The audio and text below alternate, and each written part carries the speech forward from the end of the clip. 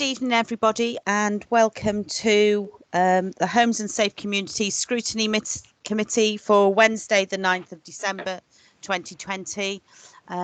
Just a couple of housekeeping information for members and all those attending the meeting.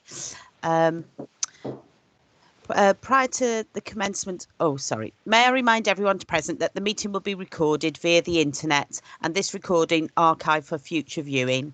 Could all participants mute themselves when not speaking in order to avoid any background noise or feedback when other participants are speaking? If a participant wishes to speak, can they please put their hand up if they can be seen on the screen, or use the hand up or chat functions to notify that they want to speak. If any participant has difficulty hearing or being heard when they are addressing the committee, then they should let the chairman or the democratic officer know.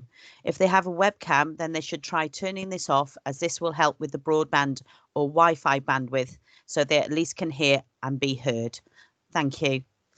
Do we have any apologies for absence, please? Chair, yes, we do. We have apologies from Councillor Rowlands and from Mr. A. Raybould and Mrs. Gina Doyle from the tenant representatives. Thank you.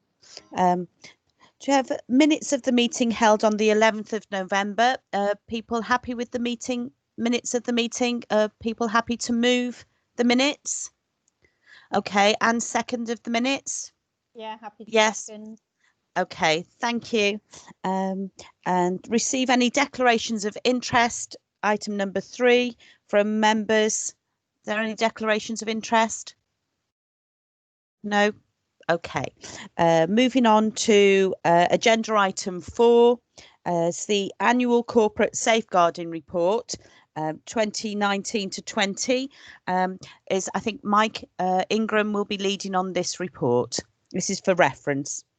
Yeah, just a quick mention to everyone, Chair, that we've sent out a reference front sheet from Cabinet separately because it wasn't available in time for the hard copies. That was emailed to everyone. I think it was Friday, so hopefully everyone's had that through. Okay, thank you. Mike, did you want to lead on this report or reference? Muted. Oh, Mike, are you muted at the moment? Hi. I'm back. Oh, sorry. Thank you. That's okay. So this is a report of the Cabinet Member for Social Care and Health that was reported to Cabinet on the 30th of November. As members will be aware, the Council has a corporate responsibility to ensure that we have effective arrangements in place for safeguarding children and adults who require specific council services. And the annual report 2019-20 provides an overview of the work of the Corporate Safeguarding Group and other activities taking place across the authority. Cabinet at its meeting noted the work, agreed to continue to receive a 6-monthly report and referred the report to each of the Council Scrutiny Committees for consideration. It's probably important to note at this stage, you'll note from within the report there are individual sections on the 4 directorates within the authority, and I would have assumed that those scrutiny committees will consider the various elements that refer specifically to the work of that committee. And I'll lead you through, in Appendix 1, I'll lead you through Section D, which are the areas particularly related to homes and safe. You may have questions individually on the other sections, but I won't have detailed knowledge necessarily of those areas, although I'm sure members on each of those other scrutiny committees will have raised issues and concerns and comments as part of the scrutiny consideration. So as I mentioned, attached to Appendix 1 is the annual report. In previous years, that annual report has also been presented with a 6-monthly update. However, given COVID-19 pandemic, this year the Council is reporting both at the same time, so the annual report and the midterm update were reported at the same time. In terms of areas for consideration, a new set of national safeguarding procedures were launched in November 2019, and effectively they detail the essential roles and responsibilities of practitioners, and the procedures were due to standardise safeguarding practice across all of Wales and between agencies. The report also highlights recommendations which came out of the Wales Audit Review in February 2019, which was about strengthening our corporate safer recruitment practice, and this is being monitored through the Corporate Safeguarding Group. I'm a member of that group, together with other heads of service and operational managers across the council, and that is reported within the body of the report as well. Other areas of highlighted areas, we've implemented a new electronic transfer system for DBS checks. Clearly this speeds up the DBS checking process. It provides an electronic portal for applicants to check their DBSs online.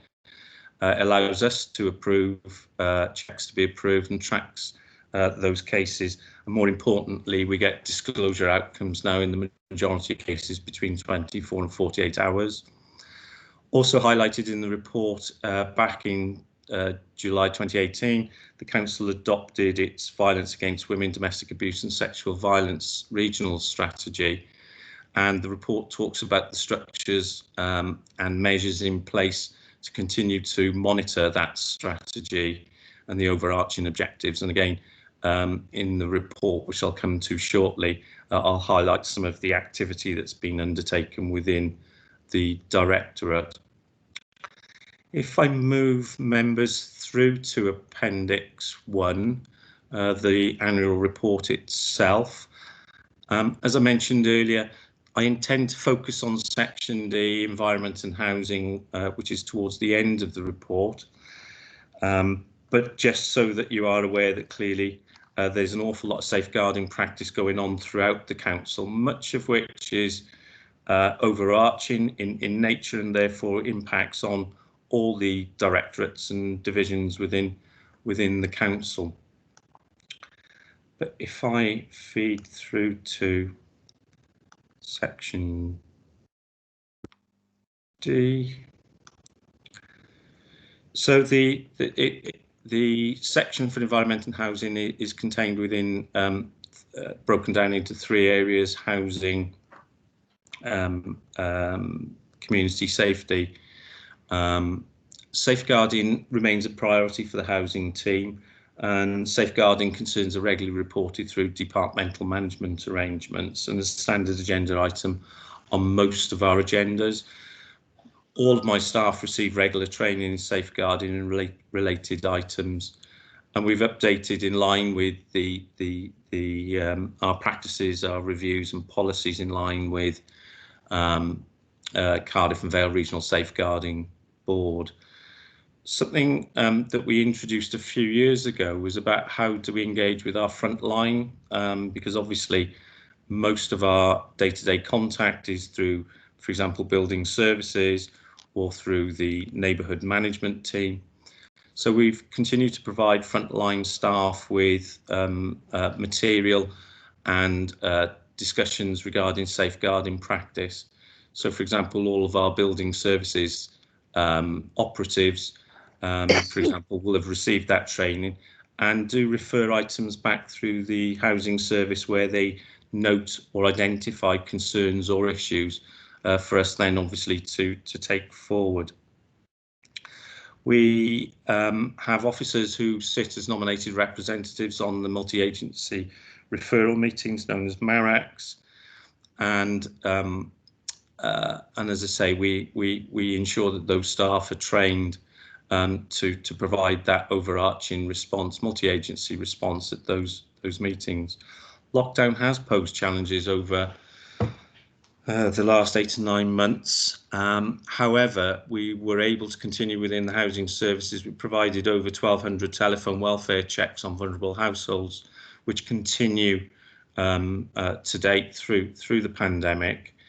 And I think I mentioned at the last meeting that we were looking to introduce a tenant profiling project Now, this intelligence-led approach will allow us to sort of focus our interventions and to identify perhaps those people who are more vulnerable and perhaps who need a little bit more support, or maybe in terms of safeguarding may need closer discussion monitoring to ensure that they aren't being that there aren't any concerns or issues that are going unmet.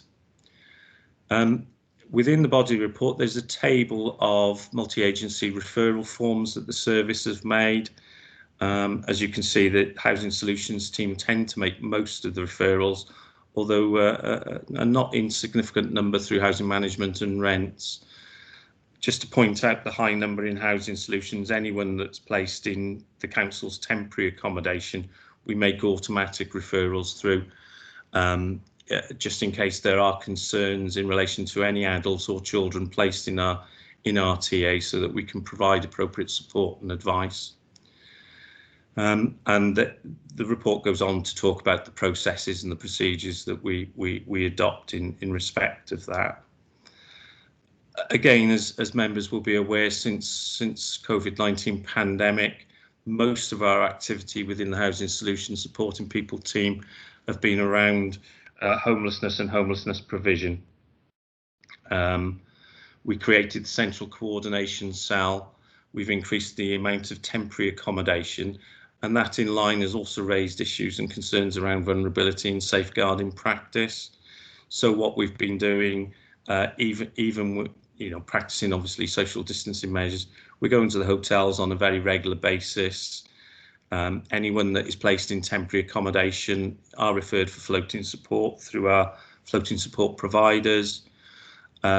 All residents initially receive daily phone calls, and we reduce that depending upon the needs of the individual. We've also started to provide drop-in services at our hotels that we've been using, and there's also a substance misuse service which is also being provided twice weekly now at 2 of the hotels that we use. The report mentioned earlier violence against women, domestic abuse, sexual violence strategy, and I thought it useful, or the report highlights some of the outcomes and outputs in the last year. So in the period 2019-20, there were 418 MARIC cases that were considered and discussed that were assessed as high risk in that year, which is an increase of 161 based on figures for 18-19. Of those, 145 out of the 418 cases were repeat cases, which is often, clearly something that we identify. And obviously the reason that they are identified as high risk is that a significant number abuse or violence will have been perpetrated previously. In June 2019, we launched our DARC domestic abuse assessment referral service, and in 2019-20 we received 1,646 PPNs, public protection notices, so shared from the police. What that has enabled us to do is to coordinate our responses. Previously, those PPNs would have been shared throughout the council. Some may have gone to education, some may have gone to social services, some may have gone on to other areas within the council. What this has allowed us to do is to actually coordinate those. So there's one point of contact now for the PPNs, and we're able to follow those cases through to ensure that there is agency cooperation, and it allows us to enable improvements in commissioning of services. The Supporting People team will also continue to fund our target hardening equipment for victims of domestic abuse, and in the year 1920 we target hardened 93 properties in the Vale of Glamorgan. And what we mean by that are things like CCTV, intruder alarms, additional door locks. I think it's important just to stress that target hardening is only carried out where it meets the needs of the victim. Obviously, there will be circumstances where it wouldn't be safe or appropriate for that individual to remain in the accommodation, or they may choose to want to move because of the situation that they find themselves in. So target hardening, as I say, is not the automatic response, but it's a response that we will make where the victim feels that it's appropriate. Since March 2020, we have seen a decrease in the number of domestic abuse incidents, and I think that's a national trend, and we discussed this at our last meeting. We have been working and we've undertaken work across the region to try and identify other safe spaces that victims can seek help. And we mentioned there doctors, surgeries, pharmacists and supermarkets. We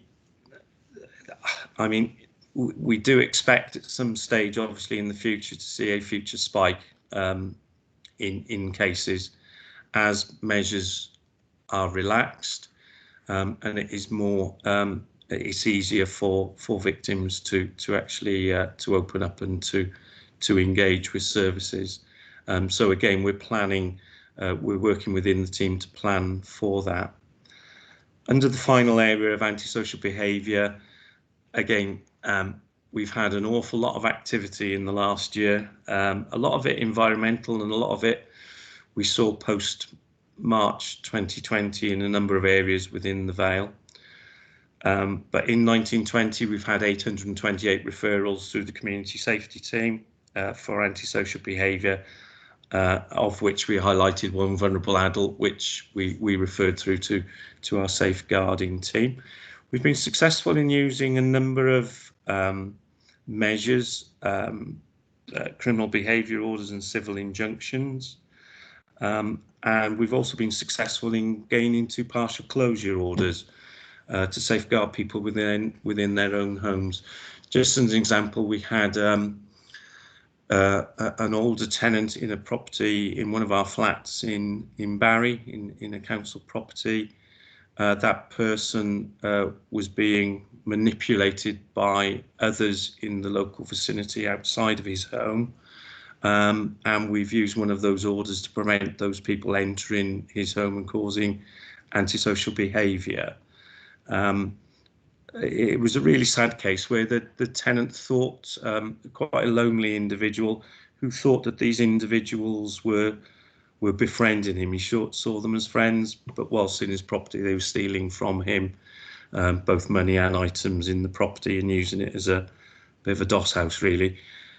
So we've prevented that, and it allows us then, with a partial closure order, to put in a range of measures and support mechanisms to change those behaviours.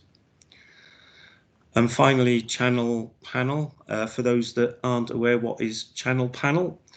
So that's the prevent strategy, which identifies individuals that are classed as vulnerable and tries to prevent them from being drawn into terrorist activity or terrorism. During that time, we operate on a regional basis with Cardiff under a multi-agency panel. And it's just for members' information that in 1920, there were no individuals from the Vale that met the criteria for prevent support. So that's just a quick run through of the report. Happy to take any questions. Thank you, Mike. Does anybody have any questions at this point? We also have Councillor Ben Gray, who's the Cabinet member who presented this report, who's also here, can answer any questions that people may have as well. He's the safeguarding champion.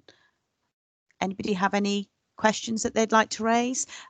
Councillor Nugent-Finn. Thank you very much, Chair. Thank you, Mike, for a really good comprehensive report. You know, I did take the time to read it all. Some fantastic outcomes, Mike, and you know, particularly when you can make have an impact and make a difference to people's lives individually, that's immeasurable. So you know, I can't thank you and your staff enough for that, Mike. It's great. I'm just wondering, who is the PPN coordinator now these days, Mike? Just out of interest, does it come under the? Are they still based at the police station and work in conjunction with Julie and Sarah, or are they based with yourselves? Yes, Councillor Finn, Nugent Finn. It's based under the Safer Vale theme. So yes, as you described. So they're based at Barry Police Station at the moment. Yeah. And as I say, what they're able to do is to discuss with the individuals that have the best impact in terms of outcomes for people. So whether it's somebody in social services, whether it's somebody in education, whether it's somebody in housing, and because of their knowledge and experience and expertise, they're able to develop a plan, a tailored plan for the individual. Yeah. And importantly, they monitor it on a regular basis. So where there are agreed actions, we're able to follow those through. And I think the issues in the past was that nobody certainly was taking that holistic view. Approach, get it. So individuals were taking, it was a bit sort of not silo mentality, but there was probably a lot of duplication. There was probably a lot of contact from various individuals and various officers with an individual who at the time were probably suffering extreme stress and anxiety. With all of these officers all contacting, so it's taken a lot of that away, and it's given a point of contact for somebody in those circumstances. Yeah. Well, it's a much slicker service, Mike. The feedback generally, certainly from people I'm working with, it's definitely a step in the right direction. So yeah, really, really positive. Can I have another question, Chair? Is that okay? I've got two more. Is that okay? If you can, make them as succinct as possible, that'd be lovely, because we've got a very big I appreciate agenda this evening. Thank you. No problem. Who actually funds the target hardening equipment? That is funded through the Housing Support Grant. So it comes via Welsh Government. We receive over £3 million worth of grant, and we've prioritised that service with the grant. Okay, lovely. Last one. Standard procedure, and I just think it's good practice, Mike. Do people have the National Safeguarding App Wales on their phones? It's just good practice. Yeah, when the procedures were adopted, it has been shared, and all council telephones under the Intune process on our phones, it allows you immediate access to those procedures on officers' phones. Fantastic. I'm done. Thank you very much, Chair. Thank you, Mike. Thank you. If there's no other questions from our councillors, I'd like to bring Councillor Ben Gray in to speak briefly on this report. Thank you. Thank you, Chair, and I will be very brief. Thank you for allowing me just a brief chance to speak. It's really useful for me to hear from the various scrutiny committees, not just social care, because obviously safeguarding something goes right across the authority. Just want to reassure you, during the lockdown period, nothing has stopped in terms of continuing to meet as a corporate safeguarding group, and it's been amazing to see the sort of work officers continue to do, finding new ways to make sure we've got contact, and echo what Councillor Nugent-Finn says. The Wales Safeguarding Procedures app is very useful and is usable at all times. Doesn't need to have signal. Even if you're out and about and you've got any questions or concerns, it's going to give you the best option as to how to report things. But I look forward to us being back on track now with the timing of our reports. And I know previously, when I was a member of this scrutiny committee, we were looking at sort of trying to get that 6 monthly report to get some of those headline figures. So this has been a bit of a merger, as Mike suggested, but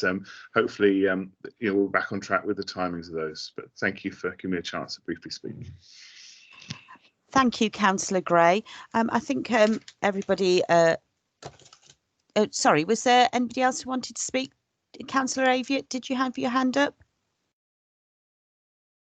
Yeah, I'm not sure if it's for Councillor Gray or Mike.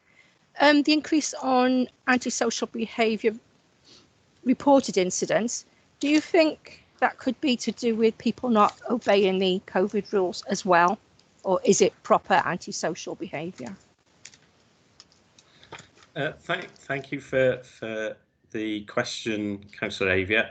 I think it might be useful. I receive an update report on ASB activity, which is broken down by category. I think it probably would be useful for me to share that with members of this committee, and I'll ask Mark to do that for members' attention. It'll give you a lot more detail around the specifics of the types of issues that arise. Yes, you're absolutely right. There has been a huge increase in activity this year, and a lot of that is down to, I think, probably people spending a lot more time in their homes, seeing a lot more of their neighbours. You know, I know, for example, my children tend to play their music too loud from time to time, and I would imagine that as those smaller sort of neighbour nuisance issues can quite quickly escalate, and we will have received a number of those. So yes, there has been a marked increase. Yes, it would have been, a number of those would have been aligned to people spending more time at home. Thank you. Councillor Gray, did you want to come back in? It was only briefly to say I'm also a member of the South Wales Police and Crime Panel, and it gave a presentation earlier this week where, whereas normally the graph would be, you know, crimes and then antisocial behaviour, that kind of flipped over as antisocial behaviour and crimes in the period of the most intense lockdown. So in a general sense, what was being reported was more of that to do with COVID, and they were categorising under ASB, under antisocial behaviour. So yes, the breakdown I think would be useful for all councillors if Mike sends that round, and maybe Mark can share it with all councillors. That's all. Thank you. Thank you, Councillor Gray. There was just a couple of things I wanted just to ask about. There was with the people in the hotels. How has there been a good take up of the various different services that are being offered in the hotels? Also, with the lockdown that we had previously, and then trying to make it as find safe spaces for people to report issues that they had with domestic violence. Are there plans now in place in case we do go into another lockdown of where people can report, you know, if they need that safe space? Thank you. In answer to your first question, I think what was important for us is that we weren't just providing beds for people who were homeless or threatened with homelessness. We've had quite a significant number of vulnerable people who have presented that previously would have been sofa surfing, or may have been, you know, as I say, threat of street homelessness. So what we wanted to do was to make sure that we provided a wraparound service for those people. They may have engaged with the service before, but for whatever reason are disengaged. So we've worked really hard, as I say, through the daily calls and through the work with the supporting people team and the support providers to ensure that we continue, and we've got that continuation of support with individuals. But we've also aligned that then with some of our other activity. So, you know, a significant number may not have been in employment. So again, we've had the opportunity to work with them to look at their employment opportunities, to look at things like volunteering or apprenticeships and things of that nature. So it's not just around the support within the hotel, it's looking more longer term about how do we deal with the root cause of their homelessness, whether it's alcohol or drug misuse, whether it's unemployment, a whole range of family breakdown, a whole range of factors, and we will work with the individual to try, as I say, get to the root cause of that.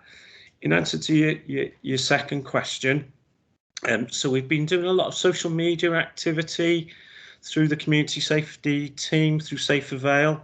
So virtually on a weekly basis, we're sharing at the moment lots of tweets with regard to how individuals may be able to access services, some of the more softer approaches, I suppose, less obvious approaches. But we do recognise that there's an awful lot more work to do in that regard. And I suppose my concern is, as we're not doing as much face-to-face contact you do miss. There is the potential that you will miss some of those obvious signs where you would perhaps think, well, we need to do a little more investigation or assessment of individual cases. So there is that concern with less face-to-face, and as good as digital is, and different methods of engaging, we are concerned about that process. So there is lots of work going on about how the workforce may become aware in some of the more informal work that we do with individuals, and working with health and other partners to ensure that there are many outlets as possible where victims can report or to raise their concerns. Okay, thank you, Mike. I think we're all probably happy to note this report, and perhaps any further information that you can give us on my last question. Any sort of developments on there, that would be people would probably like to hear about that. But everyone happy to note this report? Yes. Yeah. Okay, thank you. So if we move on to agenda item 5, which is the draft annual delivery plan, I believe Miles is going to lead on this with Mike assisting, and perhaps Marcus might want to come in as well. Okay, so Miles, if you'd like to go ahead. Sorry, Chair, just a quick one on that. Sorry, Miles, only a quick one. Just to make members aware on our agenda item, on paragraph 2.10 of the report, there is a typo around the year and date for the coronavirus strategy. It should be September 2020 and not 2021 as it's been put down there. It's just to make members aware, and we note in the minutes. Thank you, Mark. Miles, are you happy to present this report? Certainly, Chair. Can everybody hear me? Just check that first. Yes. Yeah. Okay, thank you very much. This report is a reference from Cabinet of the 30th of November. The annual delivery plan is the improvement plan part 1 for 2021-22, and it's aligned to the Council's 4 wellbeing objectives contained in the corporate plan 2020-25. I'll just take you through what they are, just so you remember. So that they're to work with and for our communities, to support learning, employment and sustainable economic growth, to support people at home and in their community, and to respect, enhance and enjoy our environment. So the report sets out how the draft annual delivery plan has been developed, the proposed consultation and timetable for the plan. The corporate wellbeing plan objectives and associated commitments for 2021-22, as outlined in the draft annual delivery plan, will also be reflected in service plans for 2021-22. So each of the heads of service and each of the directorates have a service plan. So essentially, it's part of the building blocks for that performance management framework. So the service plans will be presented to relevant scrutiny committees in the new year, together with proposed service improvement targets for 2021-22. So in terms of why we're doing this, I think I outlined in the meeting we had in September the relevant legislation. So it's the Wellbeing of Future Generations Wales Act and the Local Government Wales Measure. Those are essentially the two pieces of legislation that define the requirement to produce an annual delivery plan. But I also need to pick up on the forthcoming Local Government and Elections Bill that's currently being progressed through the Senedd. This will place additional but similar duties on local authorities. So we've had that document. So this annual delivery plan also picks up on what we believe will be coming through in the new Local Government Wales measure for 2021. So in terms of the draft annual delivery plan, it provides a bridge between the 5-year corporate plan, which is our main planning document, and the annual service plans, and sets out actions that people can expect from the council in the year ahead and how the wellbeing objectives will be delivered, the 4 I referred to earlier. The plan is attached to Appendix A, and it details the activities to be undertaken in year 2 of the corporate plan, which is year 2 of our plan, and it will be published in spring of 2021. and the actions in the plan reflect the complexity and breadth of services delivered by the council.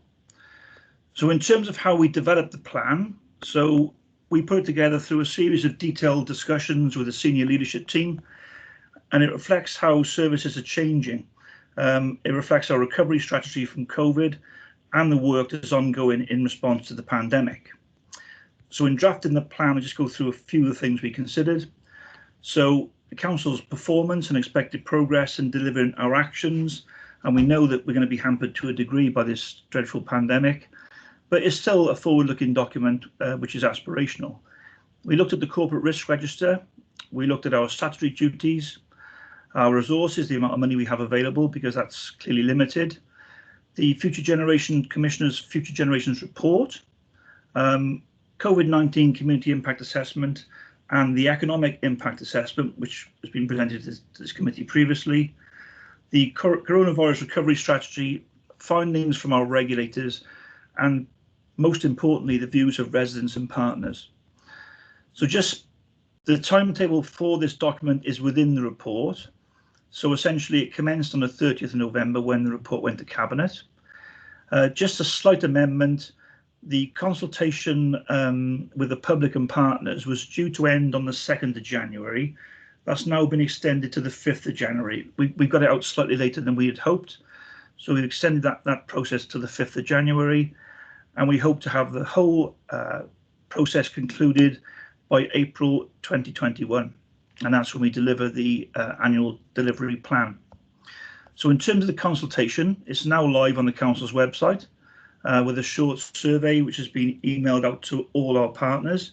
And this includes town and community councils, employee consultative forums, and members of the voluntary sector and joint liaison committee. It's proposed that as part of the performance report and arrangements for the coming year, ongoing consultation exercises will be undertaken as widely as circumstances permit, because clearly there are issues with things like road shows at the moment. So in terms of the plan content, I'm not going to take you through all the detail, but what we've got is a document that details a number of actions under each of the 4 objectives.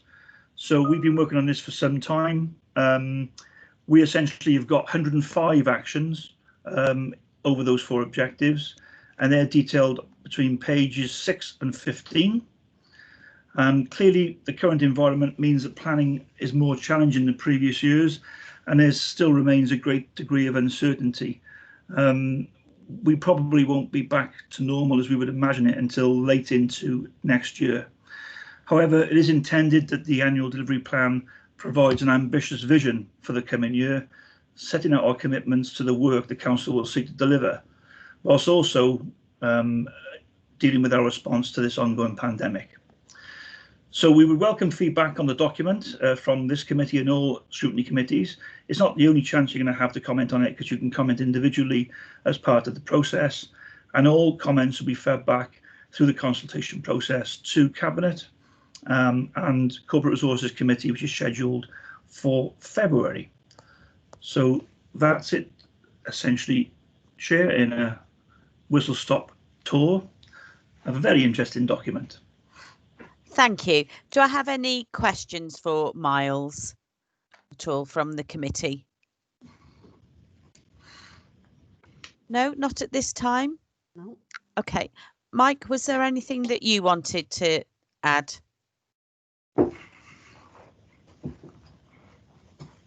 Nothing specifically, Chair, other than obviously the work that we're doing around housing development features quite heavily in the actions, and also the continuing work of the Supporting People team, and the contribution of time banking and volunteer activities. So as you will see within the actions, that there are quite a number that are related to my service area.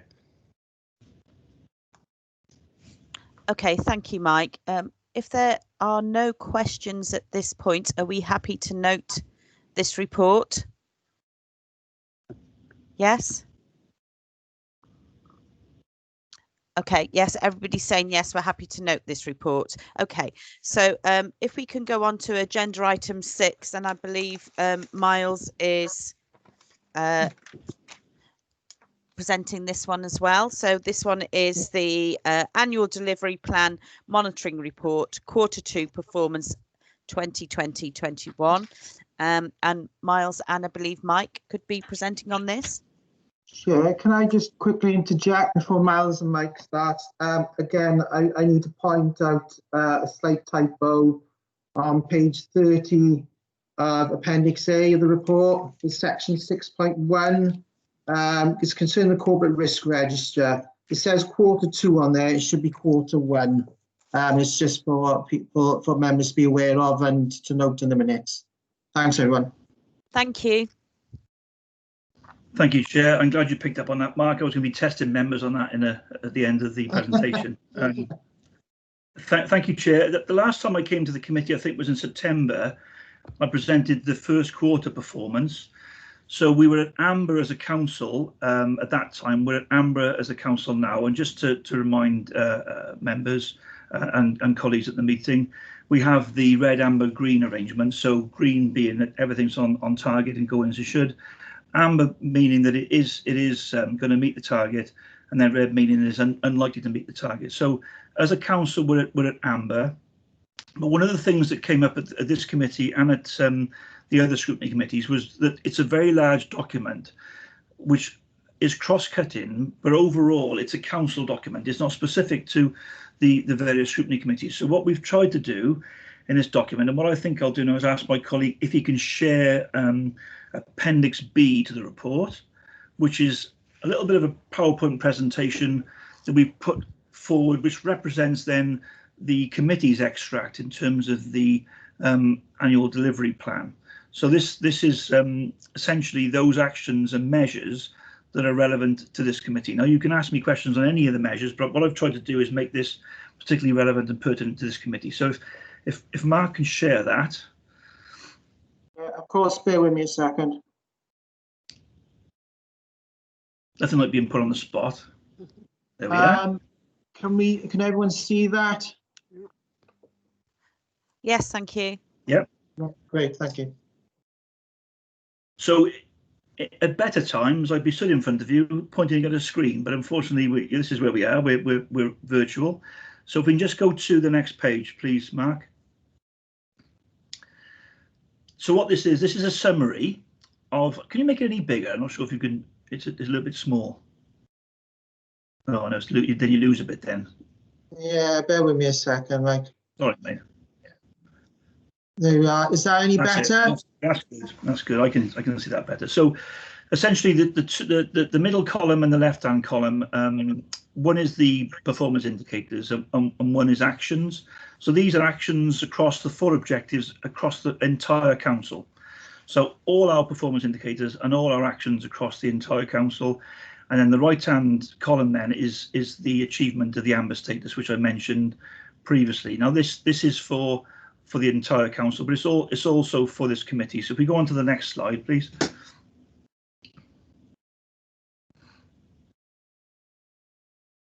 Bear with me, Miles.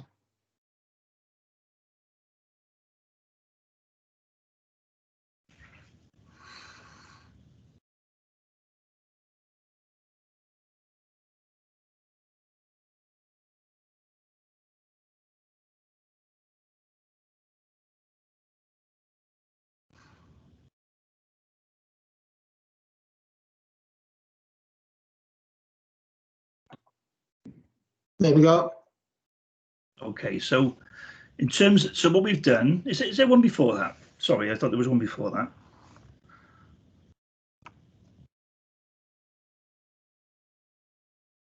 That was slide number 2 we just had.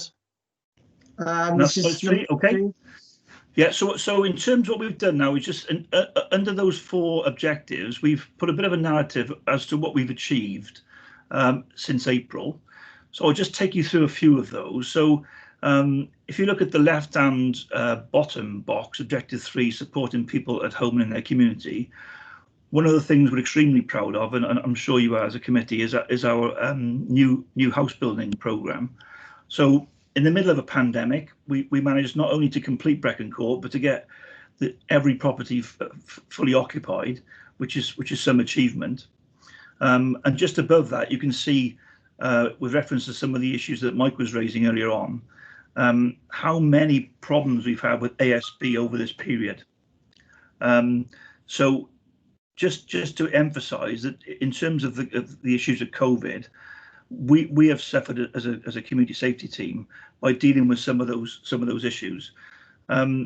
We have had some improvements in things like CCTV. We've got some remote cameras up, which has helped us, but it has been and remains extremely challenging on the ASB front. So some of the other headlines I'd like to pick up. So in terms of Objective 4, so affordable housing, we've received a grant from Welsh Government, as you'll be aware, to put some units on the former civic community site at Court Road, which is great for us. I mean, one thing that hopefully will come out of this whole sorry state with COVID is a greater recognition by our national governments of the impacts of homelessness. Because one of the challenges we're going to have at the end of this process is what we do with the, I think it's around 80 individuals we've got in temporary accommodation at the moment. And I very much hope that it means that more funding will go into that section. So if we go on to the next slide, please, Mark.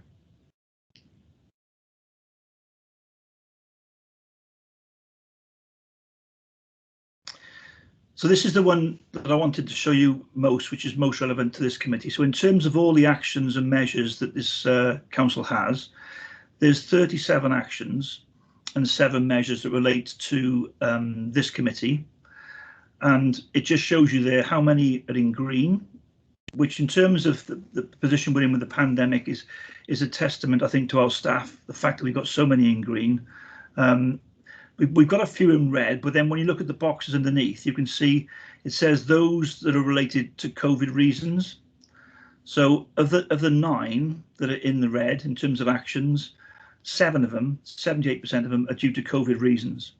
And in terms of the performance measure slipped, the only reason was a COVID-related reason. So even in terms of that 1 and 9, we're still performing very well considering the situation that we're in. So what we've also done as well, and I won't go through it in detail, but you'll see at Appendix C, we've extracted those red measures and actions, and we've listed them for you with reasons for them being in that position and what we're looking to rectify the situation as it stands. So we're happy to take questions on those at the end of this process. So on to the next slide, please, Mark.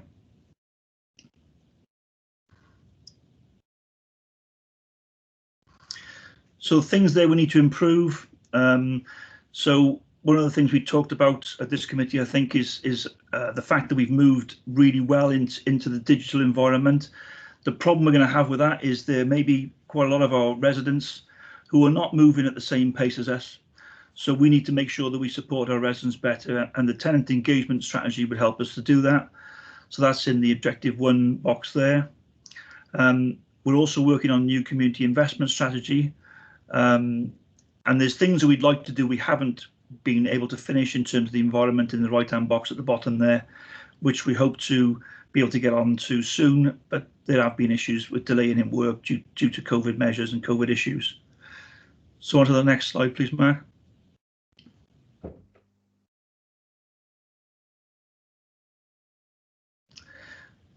This will test your vision. Essentially, this is the coronavirus update, and we've already been through some of these issues. The main thing for us, I think, as a committee has been the provision of bed and breakfast accommodation for the homeless. And I have to thank Mike and his team for the way they've managed that, and the difficulties associated with sometimes having lots of homeless people in one place without much to do. There's not much for recreation often. Mike's team and his support he's provided to those people has been excellent. We have submitted, as I say, a successful bid to Welsh Government for increased homelessness provision, and we will continue to try to do that. So in terms of working as best we can to reduce homelessness, that's going to continue. We're also preparing the provision of a new CCTV strategy, which will be coming to this committee. It's going to be based on a mixture, and we've had this conversation before, a mixture of fixed units in the high crime areas and then more mobile provision. And we're continuing to deliver affordable housing to meet the needs through the planning system. So we've got a huge demand for local housing, and we're looking to achieve that through our housing strategy. So that's about it in a nutshell. You can all read, and I'm going to go through all the details there. So happy to take any questions, Chair. Hi, do I have any questions for, I can see somebody's got their hand up. Sorry, I can't actually see who it is at the moment. Councillor Cave and Councillor Hanks, Chair. Okay, so if I take Councillor Cave first and then Councillor Hanks afterwards. Thank you. Thank you, Chair. I hope you can all hear me. I don't think my internet reception is great here this evening. I don't think it will come as any surprise to Miles that I'm going to ask about the long delay that we've had on the Gypsy Traveller strategy. And I just wonder if you could bring me up to date. I think I've spoken about it nearly every meeting that I've attended since we started our Zoom or team meetings, and nothing much seems to happen. I think I said the last time, it does feel that this has been kicked into the long grass. I do understand the huge constraints we're working under with COVID, but it would be great to give me an update and some sort of plan going forward. Hey, Chair. I don't want to give a hospital pass to my colleague, but I know he was at the last housing strategy meeting, so I wonder whether Mike can give us an update on that. Yes, thank you, Miles. Thank you, Councillor Cave. The Strategic Housing Group met earlier at the beginning of the month. A draft report was tabled for the group with regard to an update. The outcome of the Strategic Housing Group meeting is that there is a report due to be tabled with Cabinet in January. That draft report, there is some further action to be done on that report, but is due to be tabled now for Cabinet in January. Just as an update, we have canvassed, I think I mentioned either the last scrutiny or the scrutiny before, in terms of a call for individuals to put forward their sites. Unfortunately, I think as we probably ascertained, there was nobody came forward under that call for sites. Work is ongoing at the moment in terms of working with land agents or contacting land agents and other landowners to identify whether there is land for sale that would be appropriate to meet the needs of the identified gypsy and traveller needs within the Vale, and that work is ongoing at the moment, and that was one of the additional actions, as I say, came out of that Strategic Housing Group meeting. So just to reassure Councillor Cave and other members, there is an updated report due to go to Cabinet now in January. It will update on all the activity that's been undertaken to date, and on the basis of that, recommendations and options then for taking that forward. Thank you for that. Can I just come back, Chair, and ask? Yes. There does seem to be a lot of difficulty, and I know a little bit about this, and I think it was one of the first issues I dealt with when I became a councillor 3 years ago. And I think at the time there was some optimism that we could find a site. I think where we are now is that optimism has completely dissipated and is virtually non-existent. And I obviously don't want to preempt the report, but it would appear that one of the options that was potentially an option before we went out to consultation was that we actually leave the people where they are and do some work to upgrade the entrance to their current site so that it isn't under the flood risk that it currently is. And that's the reason why we started to do all this work in the first place. So I do wonder, I don't want to preempt the report, but I do wonder if that option is still on the table for the report.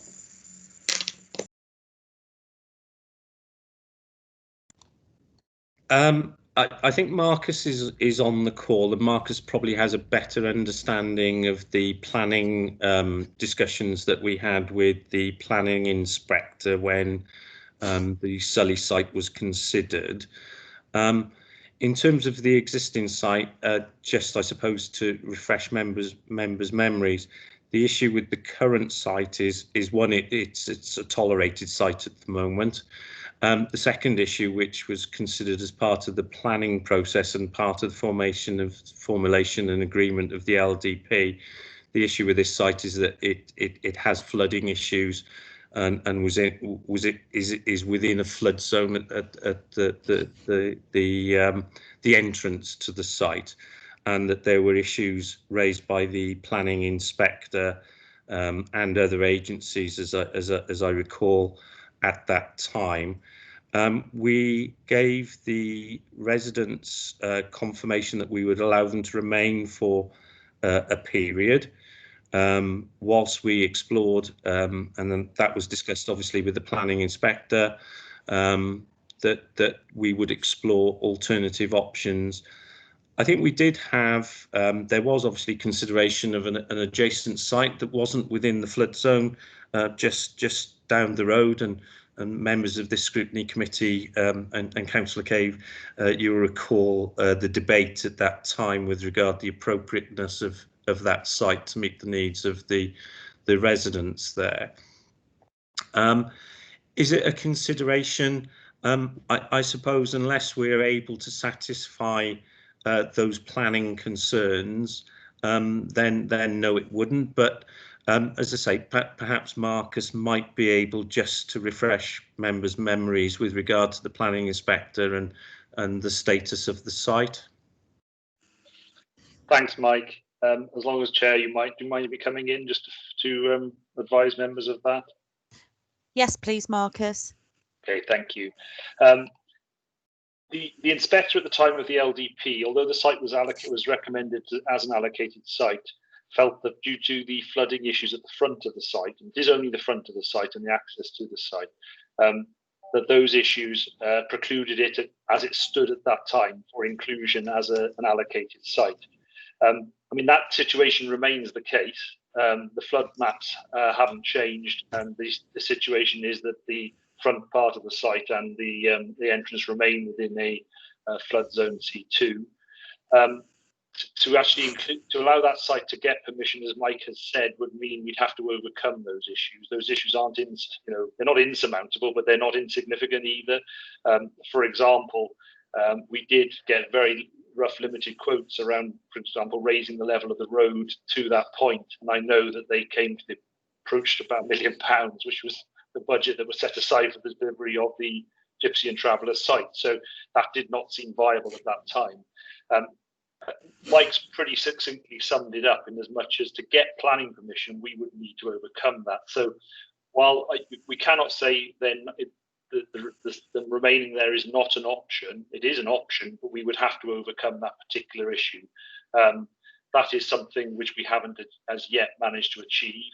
I think, as Mike has said, the report that's going to come to Cabinet in January will address a number of issues, a number of options there for progressing forward.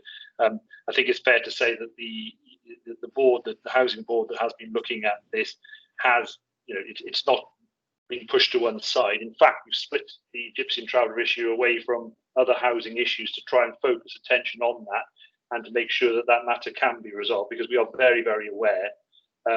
Mike has rightly pointed out that they were tolerated on that site. The Gypsies and Travellers community were tolerated on that site for a period, and what we don't want to do is get to the end of that period and not have a solution. So it's very much at the front of our minds, trying to achieve that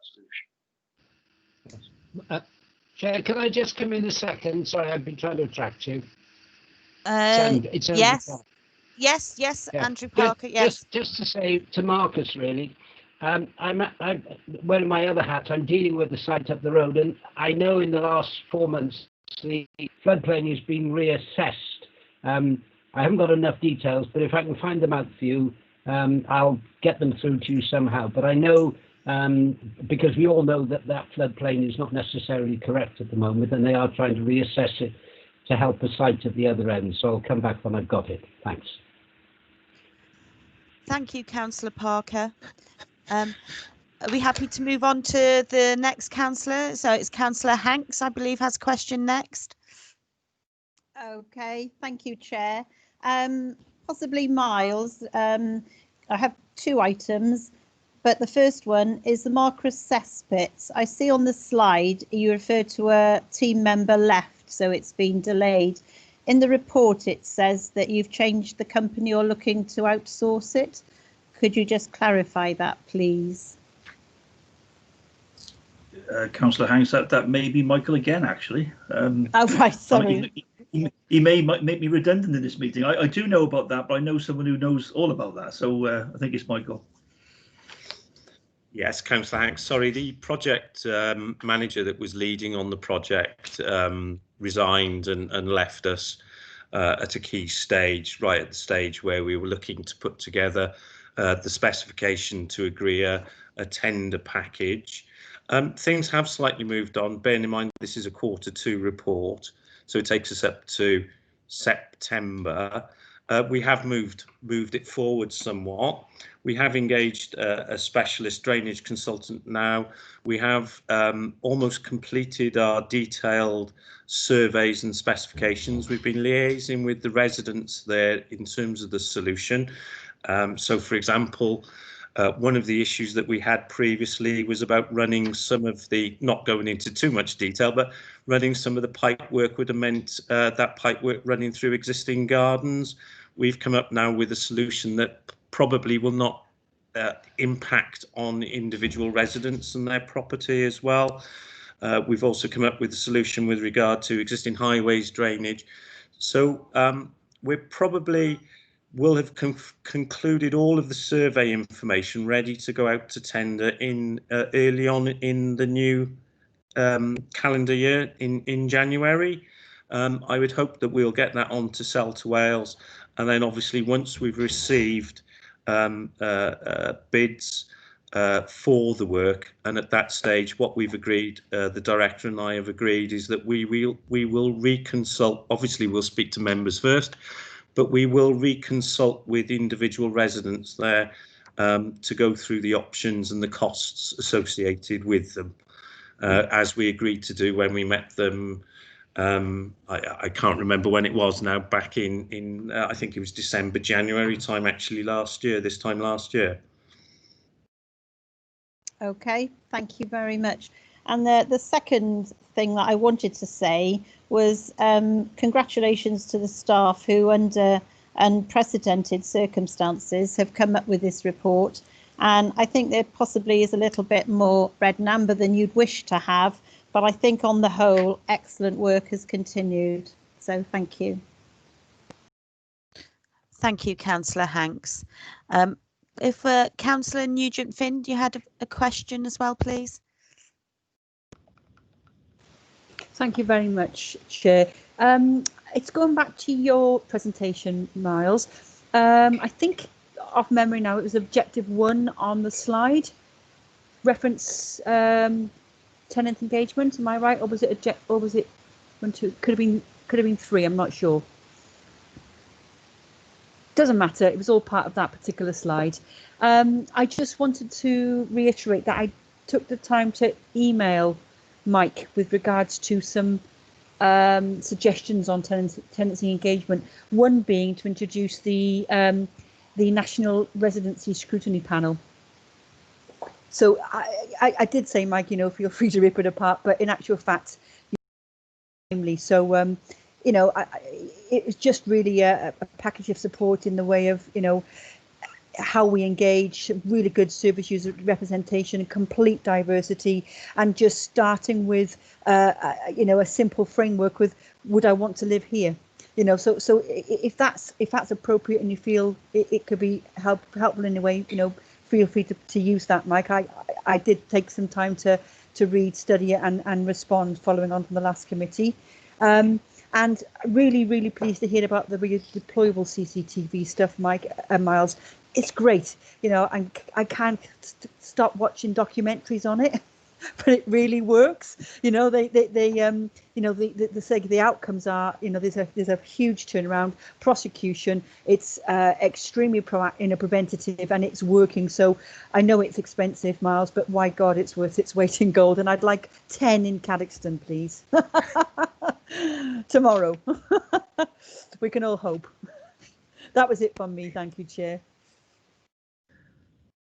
Thank you. I'm sure we'll take any support that would help our tenant engagement, Councillor Nugent-Finn. I mean, it's one of the things that I don't think you'll ever really crack, how you get as close as you possibly can to your tenants, and how we get the demographic right, and all those things. And everything we want to do for the future is predicated on that relationship. So I'm sure Mike will pick up on that. In terms of CCTV, I think things are moving really quickly, and I think we need to move with it. And having fixed cameras in one place that you can't move is no longer relevant. You will still have a few fixed, but stores have got their own cameras as well now, so the playing field has moved totally and changed. So we need to be very agile, and that's what we aim to do with the new strategy for CCTV. Yeah. Miles, I just forwarded my email that I sent to Mike with all my suggestions. Okay. Thank you. Thank you. Thank you, Chair. Okay, Councillor Nugent-Finn, could you just say what the tenant engagement strategy was again, please? What the title was? I emailed it to you, Chair. Okay, no, you just mentioned it now. I just wondered if you could just say what it was again, please. You were talking about the strategic response or something like that. It was part of the objectives. Yes, the in Mike's presentation, it's just part one of the objectives. So I'm not sure if it's 1 or 3, but it relates directly to that. But I did copy you into the email, Chair, if that's any help. Okay. Thank you very much, Councillor. Thank you. Okay. Councillor Bronwyn Brooks, if you'd like to ask your question now. Okay, thank you, Chair. It's probably a question directed towards Mike. It's a bit like the Mike show tonight, isn't it? It's around the use, obviously, of the temporary accommodation, the bed and breakfast, which is obviously a direct consequence of homelessness around the pandemic. Now, obviously, the pandemic is still here with us. We do have the vaccine, but obviously that is going to take some time. By the time it's actually distributed, and for the impact of that, it's going to take quite some time. I know there's an optimistic view of the spring, but I can't see us out of the woods by then, to be honest. But it's just, obviously, we've got is how much capacity we've got if it's going to further increase in the way of having to use temporary accommodation, which I know we've had no choice around. There's no criticism, but it's just, have we got almost like spare capacity? Because obviously you've got winter coming now as well.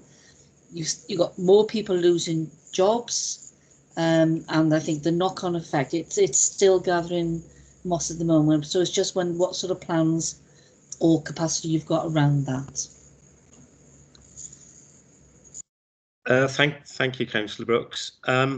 What we've actually done is, because of our concerns around winter pressures and around having access and not knowing how the pandemic was going to play out,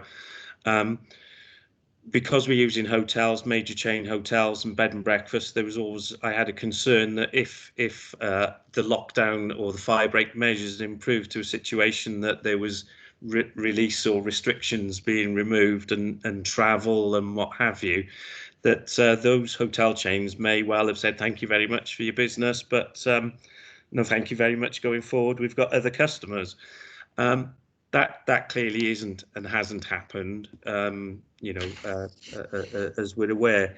So what I've done is to we spoke to Welsh Government first, but what we've done is to actually increase capacity, even though we don't need it now. I've increased it as surge capacity if necessary. So we have block booked larger number of units at the hotels to deal with that. At the moment, we're carrying 30. It's not, as I say, it's not at the expense of the local authority, because that funding is provided through Welsh Government, but it was to ensure that we had sufficient capacity to deal with winter pressures going into the new year. I think you're right in that, a lot of the people that we're seeing, I think I mentioned earlier, aren't necessarily homeless just because of the pandemic. They had housing issues. There are housing issues. There are root causes as to why their accommodation. A lot of these people would have been sofa surfers. They would have been people sharing in, bed spaces, floors, and within the Vale. So I think the issue for us is as I mentioned, is working with those to actually deal with their homelessness as well, to try and deal with some of those root causes. So in summary, in answer to your question, yes, we've got capacity. We're also working behind the scenes with some private landlords about improving the quality, because we know bed and breakfast, Miles mentioned earlier that, you're in a room, you've got all your facilities. Yes, you've got self-contained facilities, but bed and breakfast is okay for a short period, but for a long period, for many months, it does make it difficult to survive in that situation. So we're also working with some private landlords who have come to us looking at some other better shared temporary accommodation options, shared in the extent that they have self-contained accommodation, but perhaps in a shared house. So we're looking at that work as well. Sorry, Councillor Parker, I think you're sharing your screen. Can you stop sharing your screen, Councillor?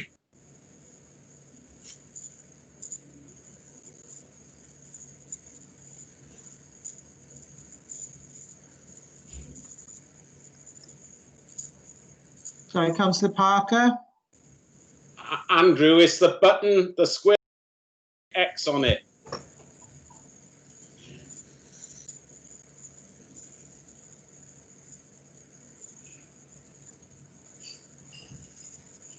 No, you can't do it from your end, Mark.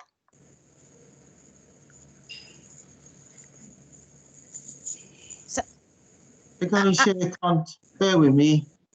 I'll have a look now. That's it. Oh, that's fine. I think that's done. Has it returned to normal for everyone now?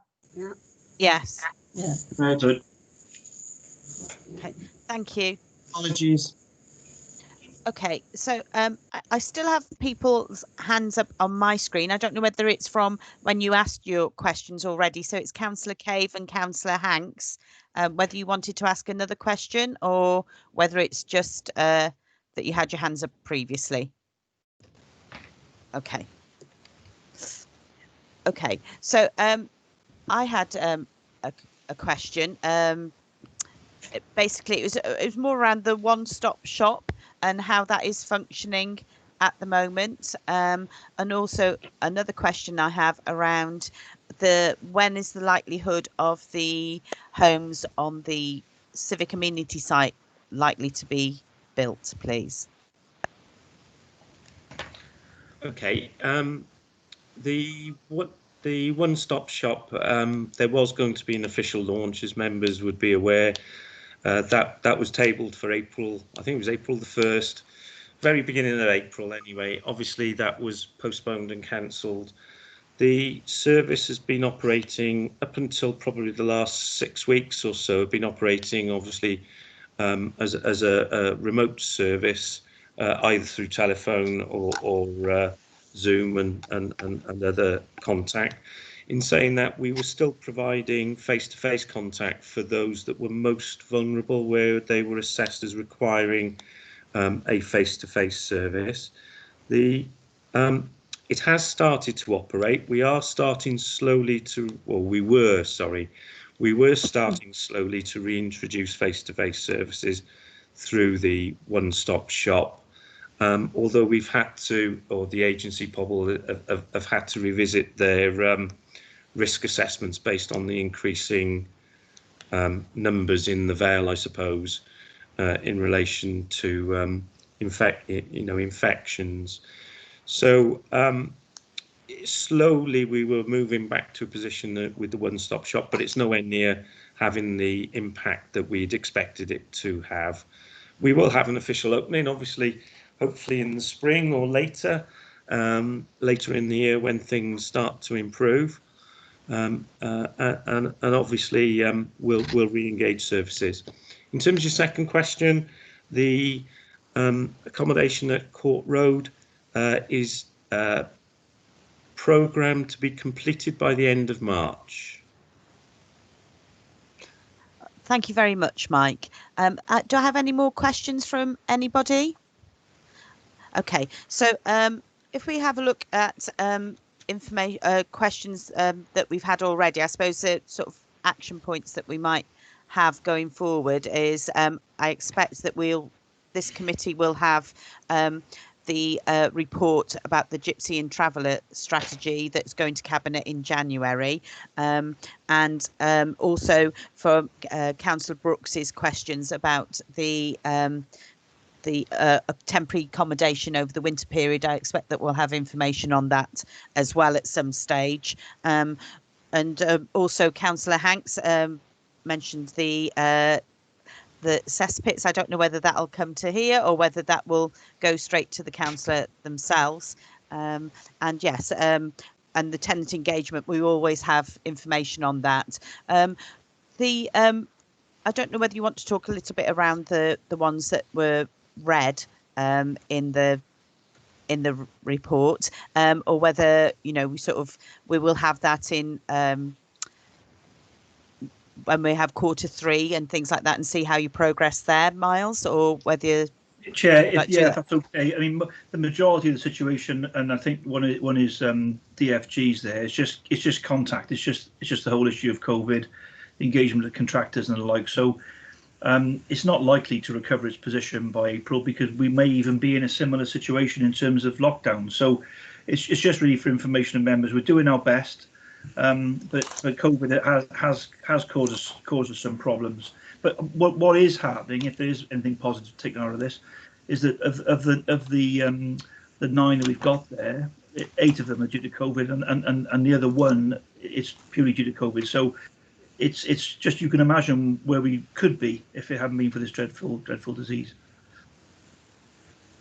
Thank you very much. And again, I'd like to reiterate what Councillor Hanks says, that, thank you very much for putting this report together in such difficult circumstances that everybody has been working under in the Vale Council. And yeah, we'll look forward to the next update of this. So if people are happy to note this report, we can move on to the next item. Are people happy to note? Okay, thank you very much, officers, for that. I think we're now moving on to agenda item 7, and I believe Laura is going to present this one for us. Thank you, Chair. Apologies in advance, because this is the first of 4 reports from me, so I'll try and get through them as best I can, so bear with me.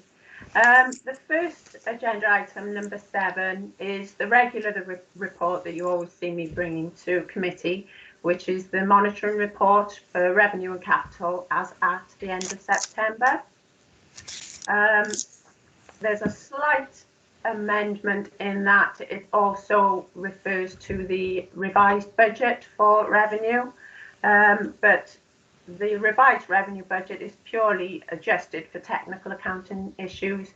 There's no savings, there's no extra growth included in it. They're literally just movements in budget that services aren't expected to find or cover. And they're listed on paragraph 2.2. There's little change in the position at year-end forecast. So at the moment, they're still all projecting a balanced budget. There was a little bit of scare recently on the private housing budget, which I think is mentioned in paragraph 2.6, where there's quite a shortfall on DFG, Disabled Facility Grant fee income, because obviously there was access issues earlier in the year. But it is mentioned in paragraph 2.6 that we were hopeful at the time of writing the report that the Welsh Government would fund the loss of income through their COVID funding, and thankfully they have. So the little scare over the disabled facility income is hopefully over and sorted, so we are all projecting balanced budgets at the end of the year. As far as capital goes, the report lists a few items of slippage. There's CCTV, as well as 2.3 million on the housing improvement programme, most of which are COVID related, and they're all listed in paragraphs 2.11 to 2.13. The recommendation is that Scrutiny Committee consider the September position and note the revised budget for 2021. Thank you. Thank you, Laura. Do we have any questions around this, or are the committee happy to note this report? I'm taking that people are happy to note the report. Okay, thank you. Thank you. If you'd like to, Laura, if you'd like to go to agenda item 8 and present that, please. Okay, thank you. So agenda item number 8 is the initial revenue budget proposal for 21-22. Council has to agree a balanced budget in order that we can set council tax by the 11th of March. So unfortunately, the Welsh Government settlement hasn't been announced as yet, and the final announcement isn't due until the 2nd of March. So it's quite a tight deadline there for the budget working group to actually establish the budget. So hence the consultation will still take place now, and that's what's happening through all committees. Part of the consultation is the review of capital bids and cost pressures submitted by all the services. And Scrutiny Committee is requested to comment on the cost pressures submitted for the revenue budget, which are listed in Appendix 1.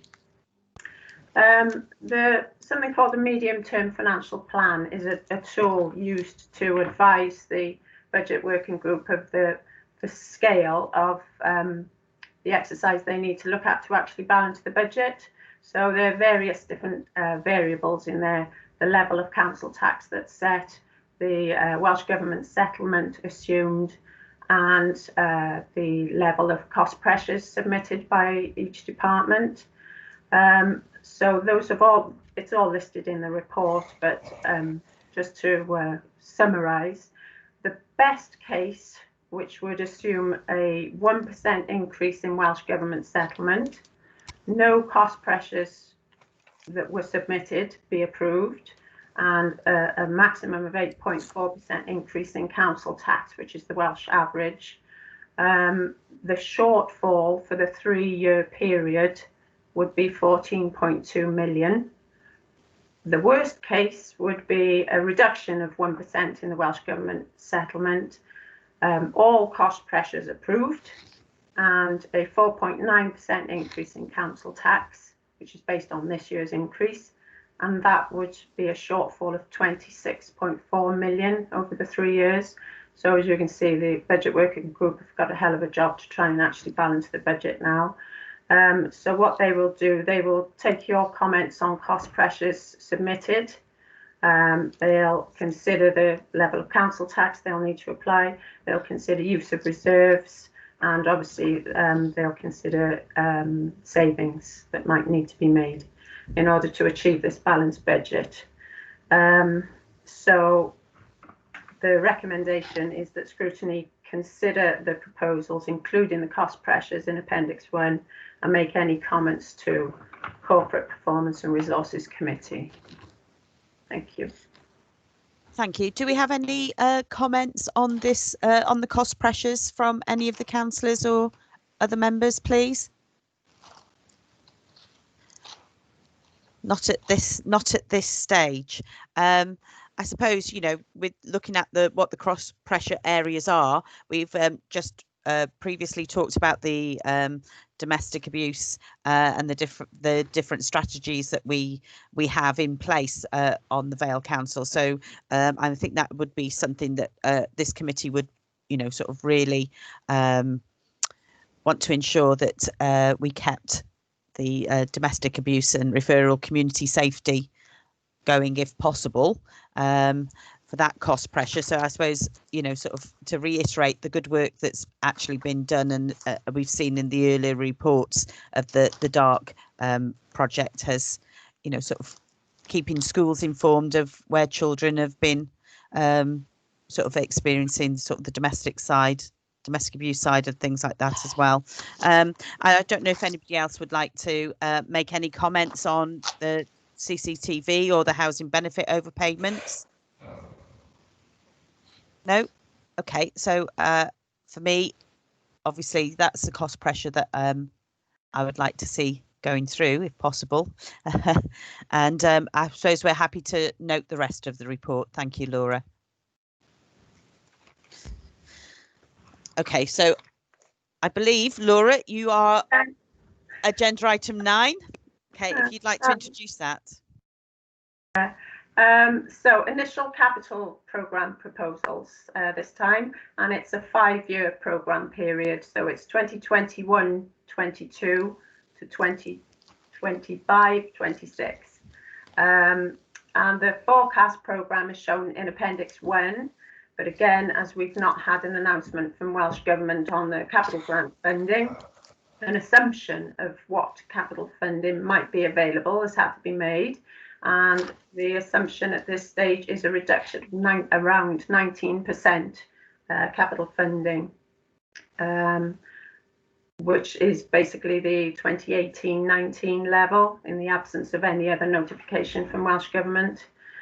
Similarly, we've not heard the announcement of the major repairs allowance, the MRA, for 21-22, so that's the specific HRA capital grant.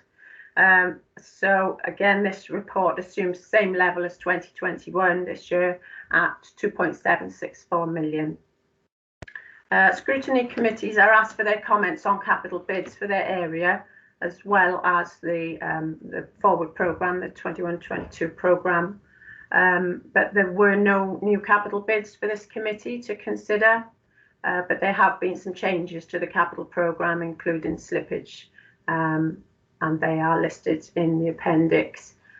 So any comments would be considered by the budget working group as they draw up the final proposals to be considered by full council in readiness for council tax to be set by the 11th of March. Thank you, Laura. Do we have any comments on this report? Not at this time. Okay. Thank you. I suppose we're happy to note. Thank you, Laura. Sorry. Councillor Nugent-Finn has put her hand up. Okay, thank you. Yes, Councillor Nugent-Finn, if you'd like to make your comment, please. Thanks, thanks for your presentation. I'm just wondering when you anticipate the Welsh Government's funding outcome. That was all, to assist you with the projected budget. That was all. Thank you. Well, I think the last we heard is the 2nd of March, so I'll say it's really very tight. So I think they're considering amending the dates that are already set for Cabinet and Council. Yeah, not helpful to yourself. No. Okay. Thank you very much. Thanks again for the presentation. Okay. Thank you, Laura. We'll note this report as well, and I suppose if anyone has got feedback, they can feed it back later as well. Okay. So agenda item 10, Laura, if you'd like to present that, please. Thank you. Thank you, Chair. Right, last one, the housing revenue account budget proposals for 21-22. There's a separate revised 2021 budget and a new year budget proposal. And I appreciate this isn't the easiest report to read. It's quite technical, so I'll try and make it a little bit less complicated. And the key to consider with this report is that the HRA has a HRA revenue budget account set each year, and that's funded by the HRA reserve. So any expenditure that the HRA revenue budget is a ring-fenced budget, so all costs of the HRA has to be funded by income into the HRA, and the only other funding that can come in is from that HRA reserve. And that reserve cannot go into deficit. It's purely there to fund the HRA revenue budget, and it's a little bit of a play-off basically. So the 2021 budget proposals assumes 2.7% increase in rent in line with the housing business plan for set in Feb 20, and any growth or inflationary pressures have to be funded from the available HRA funds. So as I say, that other than that reserve, there's nothing else that can fund the HRA budget. So the budget is set such to keep the reserve at an agreed level, and the agreed level is, again, from the housing business plan, is around £1 million. At the end of 1920, the balance on that reserve was somewhere around 7.9 million, rather than the million that had been planned. So in order to bring that down, the revised budget for this year, for 2021, has been set at a deficit, basically, so that funding is needed from the reserve to draw the figure down from the reserve to balance the revenue budget. I hope that makes sense. So basically, the revenue budget is being contrived to bring the balance down on that reserve. So you'll see that it's been set, the revenue budget has been set as a deficit of just over 7 million. So the costs are higher than the income. So the money will reduce the balance on that reserve. As I say, I hope that makes sense. The biggest item to make this change, so we've shifted from, I think it's somewhere around a 17,000 surplus, I think, was the original budget, to the 7 million deficit. The biggest change is the amount that's going to be needed for capital expenditure funded by revenue account. So basically, there's going to be more taken out of the revenue account to cover the housing improvement programme in capital. So hence knocking the budget into a deficit position, which will need then money drawn down from the reserve to balance it, to reduce the balance on that reserve. As for 21-22, as this revised budget we've just mentioned should bring the balance on the reserve back down to the acceptable level of around £1 million, the 21-22 proposed budget is more in line with this year's original budget. So it's showing a £25,000 surplus. And paragraph 2.10 shows the steps from the original budget this year to the original budget 21-22, which ends up with this £25,000 surplus on the revenue budget. And that would in turn leave a balance of 915,000 in the reserve by March 22, bringing it back to an acceptable level. I hope that makes sense. To confirm, the recommendation is the amended HRA budget for 2021 be noted, and the initial HRA budget proposals for 21-22 be considered, and any comments passed to Corporate Performance and Resources Committee. Thank you. Thank you, Laura. Do you have any comments or recommendations for this agenda item? No, are we happy to note this report? Thank you for all your... Oh, I've got Mike Ingram's hand up. Sorry. Mike, if you'd like to speak. Yes, Chair. Sorry, it's just since the report was written, we have been notified of the this year's rent policy. Last year, and as mentioned within the report, the rent increase was set at 2.7% in line with the housing business plan and in line with the rent model.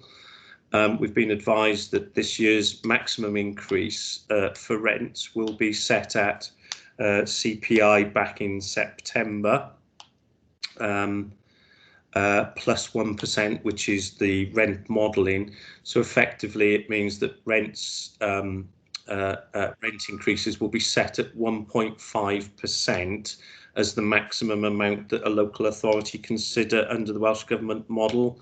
Clearly, there will be discussion now internally with the Cabinet member and with the leader in terms of those discussions and with colleagues in finance around how does that impact then on our housing business plan and some of the assumptions that we've made.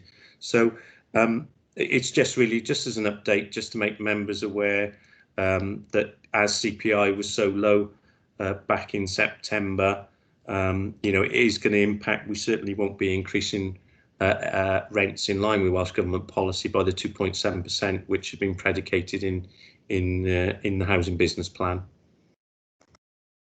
Okay, thank you, Mike. Thank you for that. Did anybody have any comments or questions what Mike just said?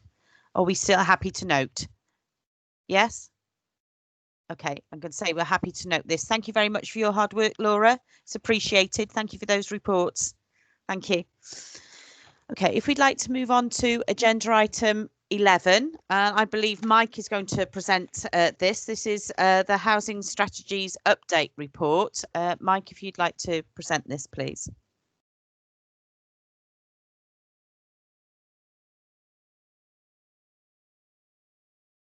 Hi. There we go. Mike. I'm here. Oh, lovely. I'm here. Sorry. Just very quickly, this report was due to come to Scrutiny Committee back in, I think it was March. It was an action that Scrutiny Committee had requested, and it was a sweep up of all the three main strategies which this Scrutiny Committee were charged with monitoring by Cabinet. The reason that it's a sweep up report is that these strategies have come to the end of their life. They've effectively, they were 3-year strategies which, given the circumstances we're in, have sort of moved into a 4th year by virtue of the time. As you can see from the report and the attachments, we've completed most of the actions, bar 3, I think, of the actions which continue to be read, and those relate to issues related to COVID in the main, and some of the tenant engagement actions. The report highlights activity against the strategy, against the main strategies, and that's highlighted in the report. Just to point, just to highlight some of the issues under the report, key issues for consideration. We undertook a STAR survey 3 years ago. We've undertook the same survey, asking the same questions to our tenants last year. That showed, pleasingly, that's shown an improvement in terms of satisfaction with service. So that's improved from 81% to 84% of tenants who were satisfied or very satisfied with the service, which is pleasing. There were also improvements in a range of other key areas. What I will do at some stage next year is to bring the STAR survey with the detailed report. The consultants who undertook the survey were also commissioned to present to committee, and we'll do that in the new year. The strategy in terms of the customer service strategy was very much around, if you remember, over the last 3 years, about how we established that customer first culture within the team, which we hope we've done, and we've moved in the right direction. We've done a significant amount of work on supporting good customer service, training, and feedback with our staff. We also, as part of the same strategy, we wanted to ensure that our response was targeted and specific. So we developed 11 different neighbourhood plans, and each of those plans are slightly different based on the needs of the localised areas. So in some areas, there was more focus on tenant engagement. On other areas, there was more focus on employability and training, or on the physical environment. One of the other areas that we concentrated on was around our accessibility. So each new tenant when we let a property are given personalised contact details of the neighbourhood officer, telephone and mobile contact details, email addresses, so that there is that sort of direct contact with us, and that has been warmly welcomed by lots of our tenants. Just an update in terms of digitalisation of the service. It was mentioned in one of the other reports, I think, as a red action. Just to let you know, again, those were actions up to September. We have moved it on. We've now asked for expressions of interest. We've received expressions of interest from a number of companies. We had hoped to run some engagement sessions with staff this side of Christmas. Unfortunately, it's not been possible. Some of the software providers weren't able to fit within the timescales for obvious reasons, I suppose, time of year. So we're going to run those now in January, but with the intention that we will go out to tender for a new housing ICT system at the beginning of April. The reason that's important for us is that it will allow us to work agilely. It will allow our customers to interface directly with us, should they wish to do so through IT, in the same way as we hopefully it'd be easy as raising an order with a supermarket to get your order in. You'll be able to do the same, or our tenants will be able to do the same if they need to report a repair, for example. In terms of tenant engagement, we've discussed that very briefly this evening. Obviously, we've got a well-established structure in place, and that's that has been welcomed by our residents. We obviously have members of our tenant representatives sitting on this scrutiny committee, and whilst that has been well established, I think what we've tried to do over the period of the strategy is to arrange for more informal engagement opportunities. So, for example, where we've been doing some of the neighbourhood actions and some of the neighbourhood work, where, for example, we've been organising litter picking or social events, we've been doing very soft touch engagement activity at the same time.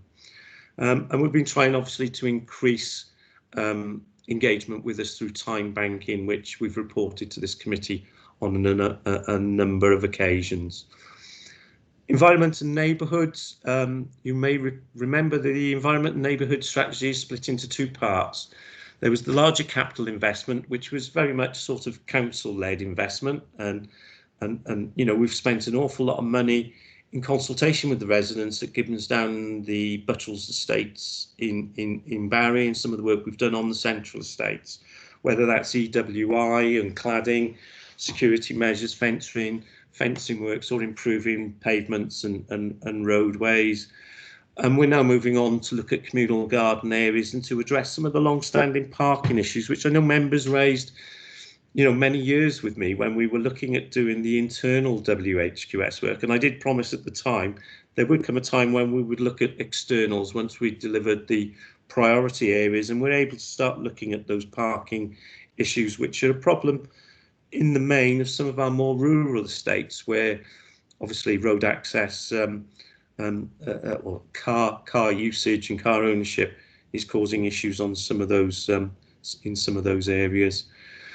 In 2.15, I think it's just worth a shout out for the support from local ward members, but also local schools and the residents group, more importantly, with regard to the Everyone's Garden project.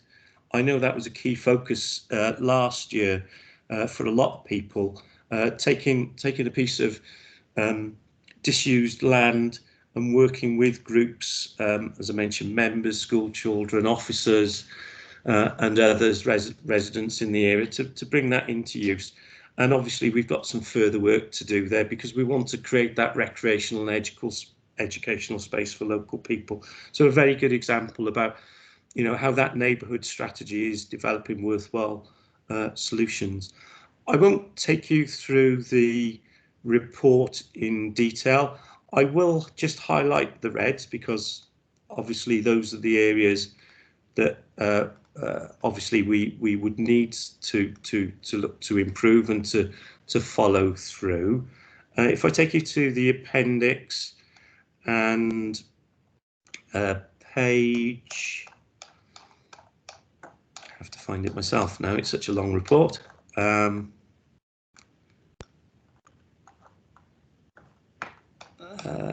Page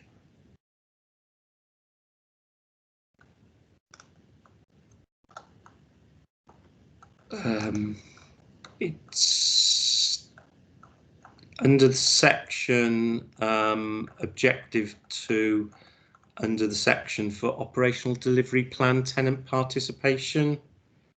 I'm sorry, I've got the report open, but I can't see the page numbering.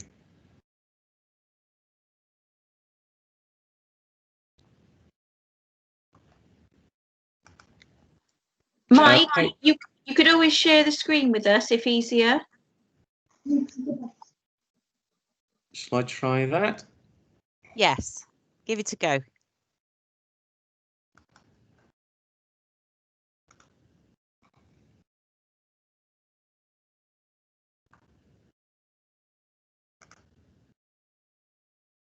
Has that worked for everyone? Yes, Mike.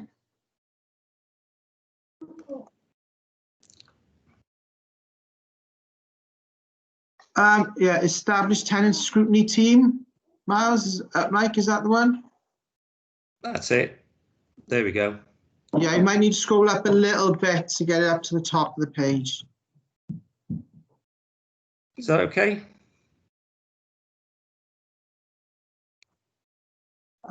You might need to scroll up a little bit. It's sort of showing half the page.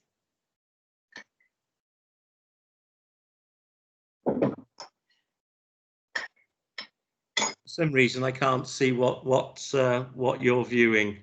Right, we can see the top part of it, established tenant scrutiny team who are able to undertake quality check and service reviews, but we've seen it's like halfway on the page. So we got some of the previous page up. So if you scroll up a little bit. Is it scrolling? Because it's scrolling on my page, but if it's not on what you can see. Not sure if anyone can see it scrolling up. No, sorry, I can't see it scrolling up. No, sorry, Mike.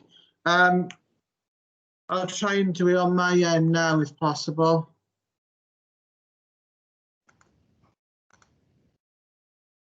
Bear with me a sec. I'll try and bring it up on my side now. Thank you, Mark.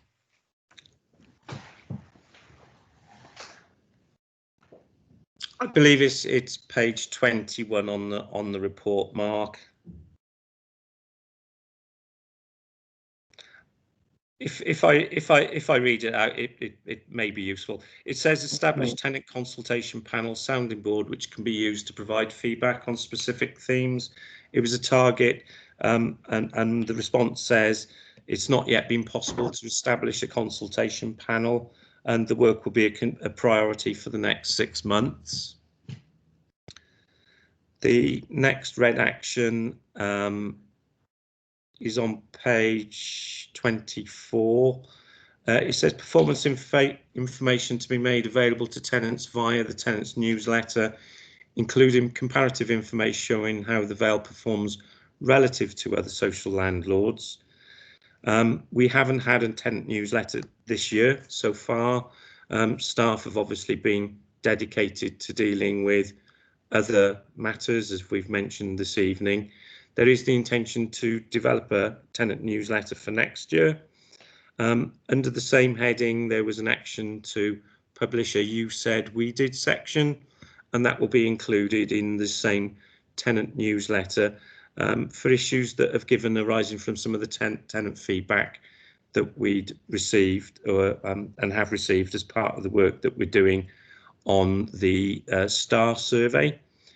And those were the only 3 red actions. Everything else, as I say, I think there's about 20 pages of actions there are either completed or they're in progress, and there's an update for each of them. Happy to take any questions on the individual report. Thank you, Mike, and thank you for sharing that. That was useful. Does anybody have any questions on the report itself? No? Okay, I had one question.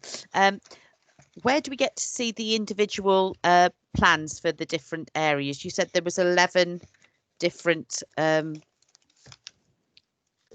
different plans for different neighbourhood plans. Where do we actually get to see the neighbourhood plans, please, Mike?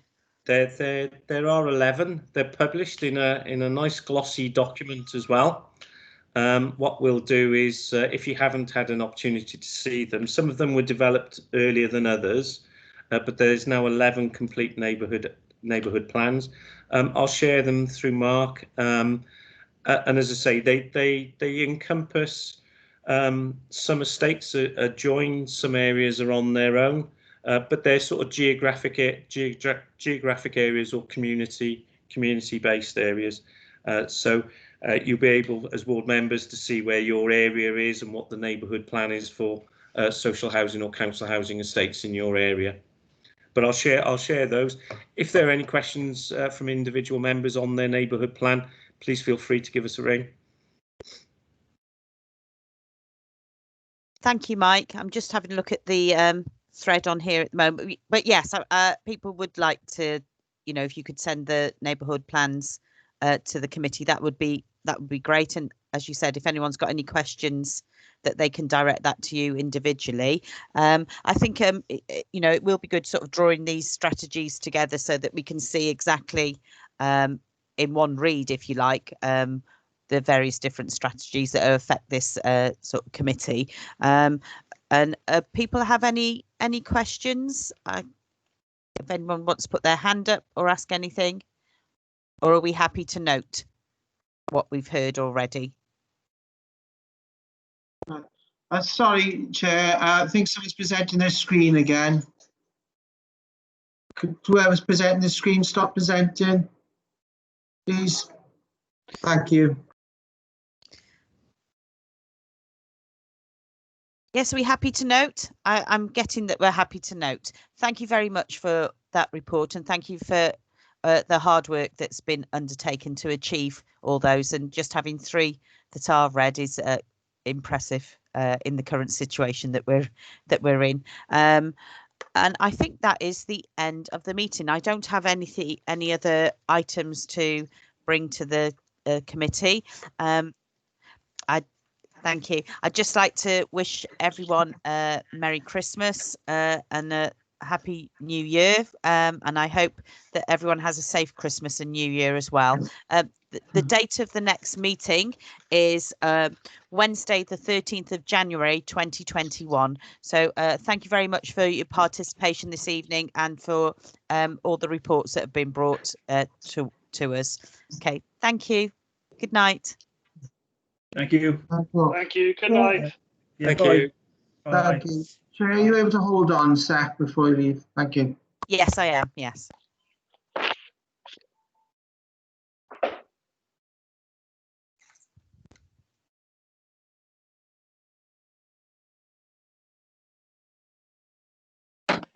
Shall I sign off now, Mark? Yeah, that's fine, Amy. Everything all right from your end? Yes, thank you. Yeah, all good. Thank you, Amy. Thank you, Amy. You're more than welcome, Sandra. Merry Christmas to you too. And you. Thank you. Bye. Bye. Bye. Bye. Bye.